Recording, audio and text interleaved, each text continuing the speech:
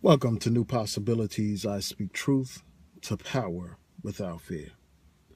So earlier today, I was watching a YouTuber's video, and this YouTuber was talking about biracial people, basically saying that they're not black and they shouldn't speak out on black issues, etc., etc. And I just wanted to take time to share my thoughts about this issue. It's an issue that came up before in my video about Jesse Williams. He's the African American biracial guy who received an award from BET. And during his award, he made a powerful speech that received a lot of attention and acclaim. And a lot of people brought up these same issues before about biracial people, questioning their commitment to the struggle, questioning their sincerity, questioning their racial identity. And I just wanted to take some time to talk about this. And this particular YouTuber was basically questioning another YouTuber's sincerity, questioning this YouTuber's identity, questioning whether or not this YouTuber was for real, and also talking about intentions, like if his intentions are really to help liberate black people. And then also she addressed the issue of colorism in terms of this man allegedly putting down dark-skinned men. So I want to talk about this without mentioning names because I just want to deal with the substance instead of dealing with the personalities involved, because the issue is bigger than the personalities involved. First of all, the first question is, are biracial people black? Now, technically speaking, they are biracial. They are not black. They are, half black and half white.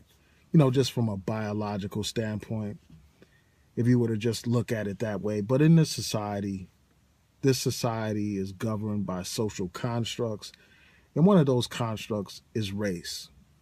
And in this society, biracial people are viewed as black people. And that's just the reality. Whether we have opposing views, whether we say that that's not the case, that they are not black, the fact of the matter is, no matter how those individuals identify themselves, the society views them as black for all intents and purposes.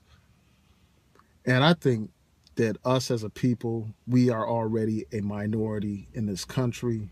I think that the last thing that we need to do is divide ourselves up into subcategories, further weakening us, further dividing us, further making it easier for these people to conquer us. We should not surrender to colorism. So, that's my point on that. I don't, divide our people up. I won't say, well, because somebody's biracial, they're not black. Because for all intents and purposes, regardless of how they identify themselves, this society views them as black and it treats them as black. So that's the first thing. I view them as black. The second thing is their commitment to our struggle. Now, we know throughout history, light-skinned people have had some kind of privilege in the society. And they still continue to have privilege in the society. This society is based on dividing people of color up. And one of the ways that they divided people of color is by putting these lighter-skinned black people on a pedestal, by telling them that they are better than darker-skinned black people, by giving them access to certain opportunities that dark-skinned people didn't have access to. They help to further divide the community. And if you look at just history in terms of the first black person to do this, the first black person to do that, often these very first black people to do X, Y, and Z are often very fair. And that's because this society had a preference for these lighter skinned black people over darker skinned black people. And that preference was internalized by black people. So you had black people set up organizations. You had black people set up brown paper bag test. So if you were darker than the paper bag, that means you couldn't go to the event or you couldn't join that particular elitist organization.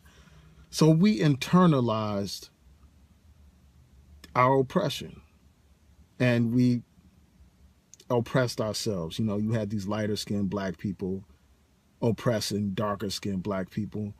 And the community as a whole embraced this myth of white supremacy. So lightness was equated with greatness and darkness was equated with inferiority. And that continues today. So that is still a major problem in our community, this light-skinned privilege issue.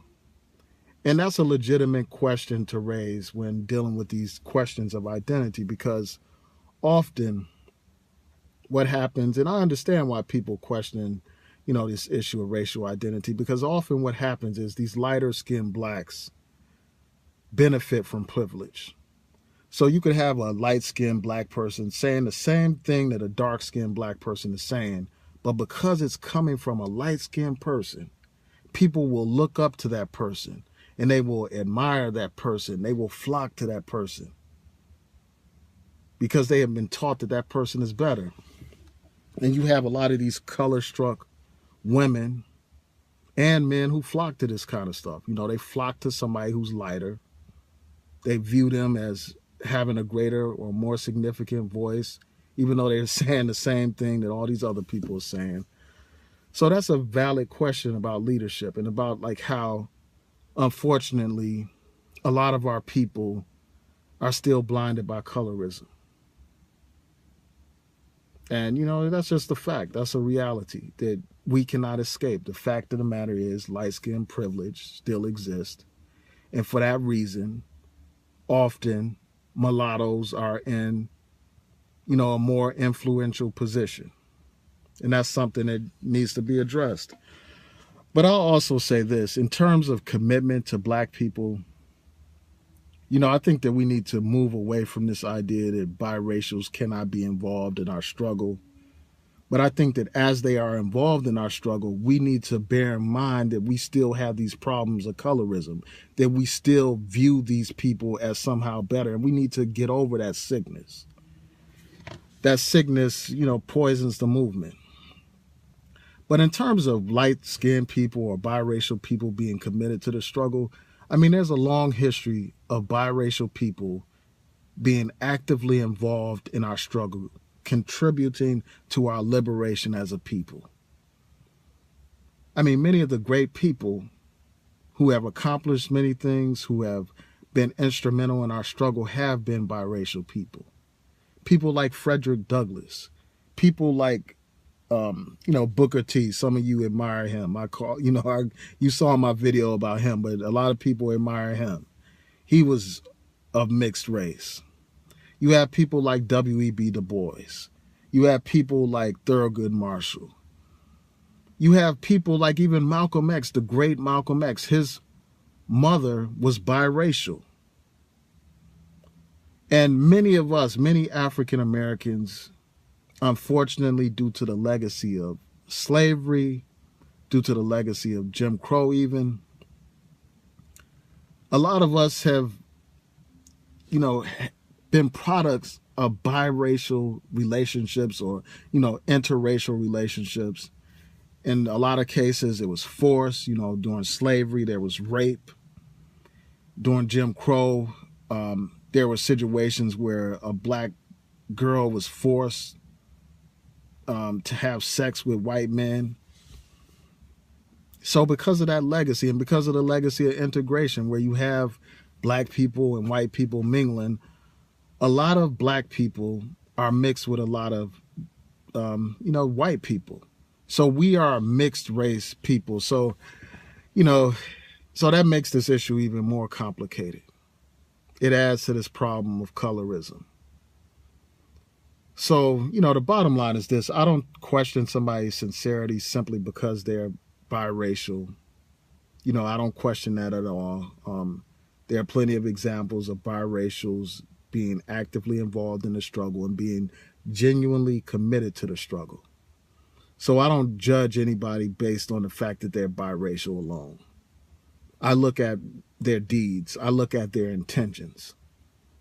Now, some of these people may not be motivated by, genuine intentions for our liberation. And the same is true for people who are not biracial. Some people are in it for the money. They're not really about the struggle of our people. And that's something that we have to discern. We have to look at the facts and analyze the situation. So those are my thoughts about this issue. Tell me what you think. Please rate, comment, and subscribe. Peace.